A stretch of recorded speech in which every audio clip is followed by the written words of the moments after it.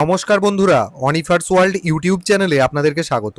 SIR 2026-এ আপনার নাম voter তালিকাতে under adjudication ছিল এবং পরে সেটা ডিলিট হয়ে গেছিল বলে আপনি অনলাইনে অ্যাপিল করেছিলেন ট্রাইব্যুনালে, তাই তো? তাহলে আপনি এক্ষুনি স্ট্যাটাসটা চেক করুন। ভোটের আগেই স্ট্যাটাস কিন্তু পরিবর্তন হচ্ছে এবং আপনি লাইভ দেখে নিতে পারবেন আপনার অনলাইন অ্যাপিলের স্ট্যাটাস কী রয়েছে।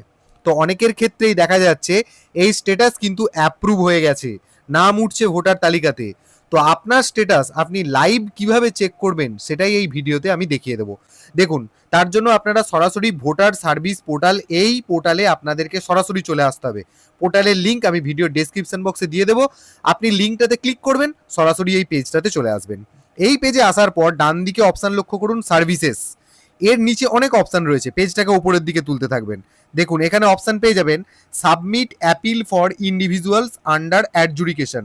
এখানে আপনাকে ক্লিক করতে হবে।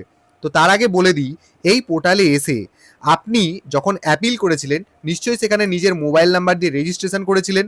তাই সবার প্রথমে এই পোর্টালে এসে আপনি লগ ইনটা করে নেবেন। লগ ইন করে নেওয়ার পর এরকম পেজে আবার ফিরে আসবেন। আসার পর এই সার্ভিসের আন্ডারেতে এখানে যে অপশানটির কথা আমি বললাম, submit appeal for individuals under adjudication, এই অপশানটাতে আপনি ক্লিক করবেন। দেখুন, সঙ্গে সঙ্গে নতুন একটা পেজ আমাদের সামনে চলে এলো। আসার পর এখানে বাম দিকের যে অপশানগুলো রয়েছে এখানে লক্ষ্য করুন, ওপর দিক থেকে 1, 2, 3, 4 number track appeal for individuals under adjudication, এই জায়গাটাতে ক্লিক করুন। দেখুন, সঙ্গে সঙ্গে আপনাকে দুটো অপশান দেওয়া হয়েছে। একটা জায়গায় আপনাকে নিজের এপিক নাম্বার বা ভোটার নাম্বার দেওয়ার জন্য বলা হচ্ছে, অথবা আপনি যে অ্যাপিল করেছিলেন একটা অ্যাপিল আইডি পেয়েছিলেন, সেই অ্যাপিল আইডিটা এখানে এন্টার অ্যাপিল আইডি, এই জায়গাটাতে আপনি পুট করতে পারেন। তাহলে যে কোনো একটা পুট করবেন। সোজা যেটা হবে সেটা হচ্ছে নিজের ভোটার কার্ডের নম্বরটা এখানে দেবেন, এন্টার এপিক নাম্বারের ঘরে নিজের ভোটার কার্ডের নাম্বারটা দেবেন, দিয়ে সার্চ করবেন। তো আমি এরকমই একটা সার্চ করছি।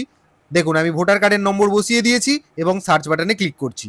সঙ্গে সঙ্গে দেখুন একদম স্ট্যাটাসটা এখানে চলে এলো। দেখুন নিচের দিকে অ্যাপিল আইডিটা শো করছে, উনি যে ভোটার কার্ডের আগেনস্টে অ্যাপিল করেছিলেন সেই ভোটার কার্ডের নম্বরটা শো করছে, কত তারিখে অ্যাপিল করেছিলেন, কটার সময় করেছিলেন সেটা শো করছে, এবং স্ট্যাটাস দেখুন এখানে পরিষ্কার দেখিয়ে দিচ্ছে ইনক্লুডেড ইন ই রোল, অর্থাৎ এনার ক্ষেত্রে ট্রাইব্যুনালে কিন্তু এনার আপিলটা অ্যাপ্রুভ হয়ে গেছে, মানে ওনার নাম ভোটার তালিকাতে কিন্তু চলে এসেছে।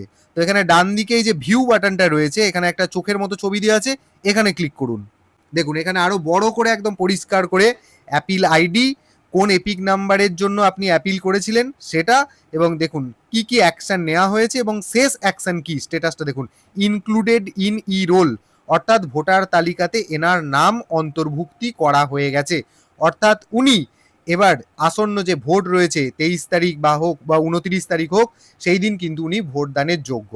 তো আপনার যাদের যাদের এইরকম ট্রাইব্যুনালে অ্যাপিল করেছিলেন তারা অতি সত্বর কিন্তু স্ট্যাটাস চেক করুন, হয়তোবা আপনিও ভোটদানের অধিকারী হতে পারেন। তো যারা জানেন না তাদের সাথে এই ভিডিওটি অবশ্যই শেয়ার করুন, এবং আপনারা যারা আমার চ্যানেলে নতুন তারা চ্যানেলটিকে সাবস্ক্রাইব করে নিতে ভুলবেন না।